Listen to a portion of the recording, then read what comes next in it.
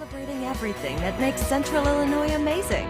This is Living Well on WMBD.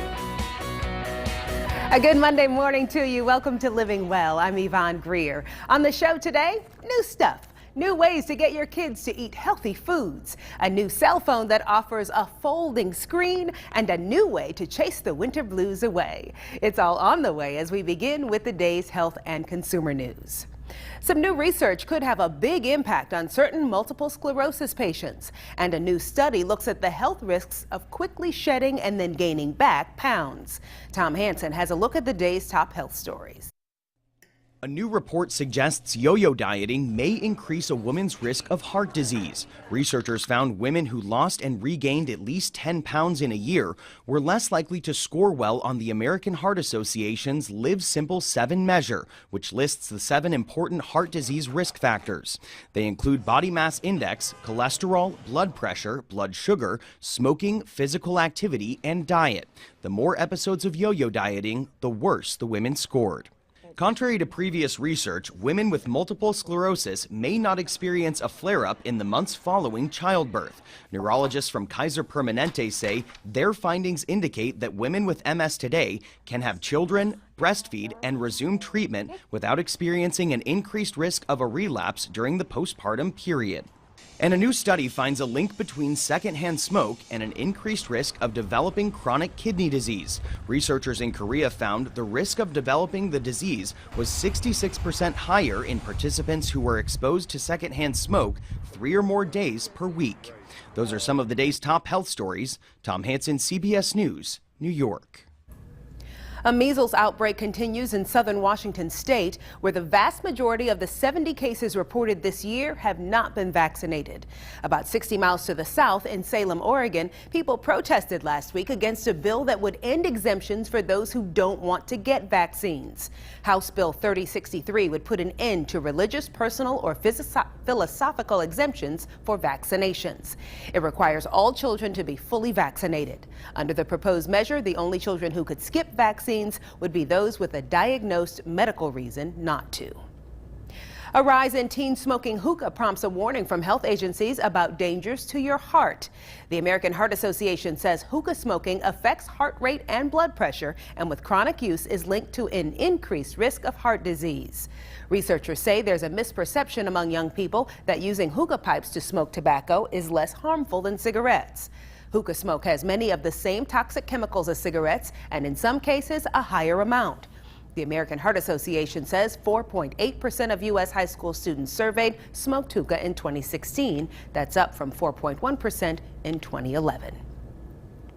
If you have young children at home, you've probably had to come up with different ways to make healthy foods appealing. In today's Health Minute, Meredith Wood has some tips on how to make healthy eating fun for kids during National Nutrition Month. March is National Nutrition Month and a great time to engage with your kids about the kinds of food they're eating. But at what age do they really start to understand?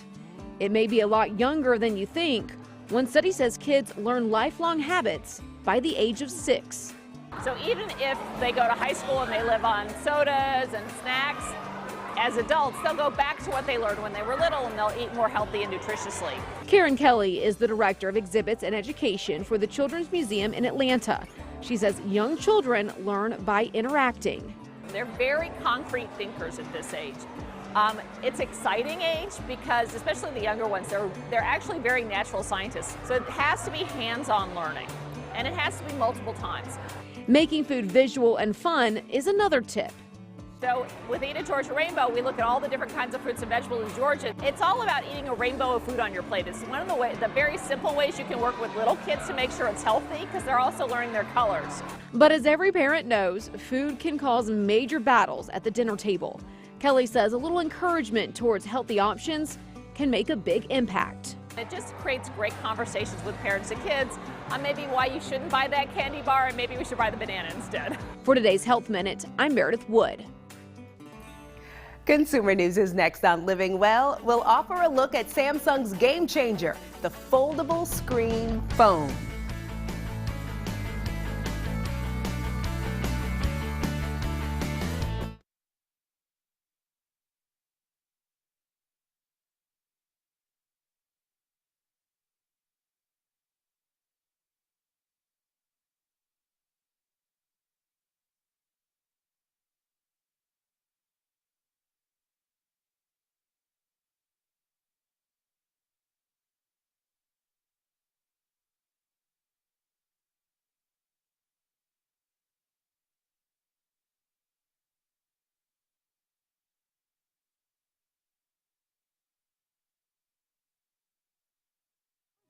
Living Well on WMBD. Despite a dip in the unemployment rate, U.S. job creation fell off sharply last month, reviving concerns about the strength of the economy. The Labor Department's report bucked the recent trend of big monthly jobs numbers, but some economists say certain factors may have made February a fluke. Karen Keifer reports from Washington. After starting the year with a bang, the February jobs report a whimper. The Labor Department says U.S. employers added just 20,000 jobs last month, a steep drop-off from January's 311,000 and well below economists' forecasts. President Trump shrugged off the number, instead pointing to the report's bright spots. The unemployment rate just went lower. We're down now to 3.8%, so we had very good news on that. I think the big news really was that wages went up. And that's great for the American worker. Wages did grow 3.4% over last year, and the unemployment rate dipped to 3.8%. Possible factors: winter weather driving down February hiring in key sectors like construction, while retail and hospitality remained flat. And a job market coming back down to earth after some blockbuster months. Some analysts cautioning against reading too much into one report. You always have to look at jobs numbers in sort of a 3-month group. And if you average it out, we had a great January. We had a really terrible February. That's in part because of weather, warmer weather and then colder weather. If you average it out across 3 months, that's 186,000 a month. That's actually pretty good. Still, employers have been wary of recent stock market volatility, political battles like the one that triggered the 35-day government shutdown in December and January, trade policy, and a ballooning federal deficit. In Washington, I'm Karen Keifer. Frequent travelers are always on the lookout for great airline deals. In today's Money Matters, Mirabelle Aber ranks the airlines with the best loyalty programs.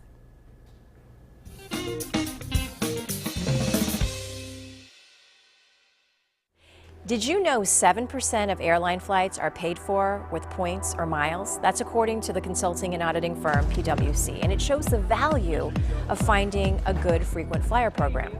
Financial website WalletHub recently compared the loyalty rewards program of the 10 biggest U.S. airlines. It used more than 20 metrics, from blackout date policies and the value of a rewards point, to rank the plans. The #1 program? Delta SkyMiles. It took top honors for the 4th straight year. SkyMiles scored high in a variety of categories, including the value earned for frequent, average, and light flyers. United's Mileage Plan and JetBlue's TrueBlue program were 2nd and 3rd. The rankings took into account not only the value the plans present to frequent flyers, but also to semi-frequent flyers and even the occasional air traveler. So the results give you a snapshot of which plans are positioned to benefit the needs of any type of flyer. For a look at the full rankings and a breakdown of how each airline scored in every category, check out wallethub.com.